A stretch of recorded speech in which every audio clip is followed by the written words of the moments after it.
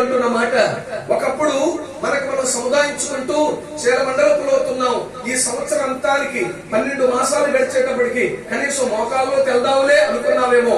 కానీ విను ప్రభునందు ప్రియులారా, ఈ వత్సర ఆరంభంలో ప్రభు అయిన దేవుడు అంటున్న మాట ఏమిటంటే, నీ ముందు ఉన్న పరుగు బహు సుదీర్ఘమైంది, అది త్వరగా నువ్వు పరిగెత్తవలసినటువంటి పరుగది. రైట్. కారణం, ఆ పరుగులో నువ్వు ఆ పరుగును తుదముట్టించి బలా నమ్మకమైన దాసురాలు దేవుని నుంచి ఒక తాకీదు మనం పొందాలి అన్న మన విషయమై ప్రతి దినం ఆ పరుగు విషయమై ఈ దినాన అపోస్తలుడైన పౌలయ్య తిమోతి 2వ పత్రిక 4:7 చెప్పినట్లుగా ప్రభువు ప్రియులారా, మంచి పోరాటం పోరాడెను, నా పరుగు కడముట్టించను, విశ్వాసమును కాపాడుకున్నాను. చూడండి ఎంత మంచి మాట అంటారంటే, నా పోరాటం మందకుడిగా పోరాడలేదు, మంచి పోరాటం పోరాడాను. అయితే పోరాడే ఆ విషయంలో నేను నిర్లక్ష్యంగా లేను. మంచి పోరాటం పోరాడాను.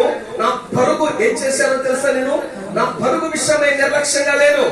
పోరాటాల నడుమ నా పరుగును నేను ఆపిన వాడను కాను. దేవునికి స్తోత్రం కలుగును గాక.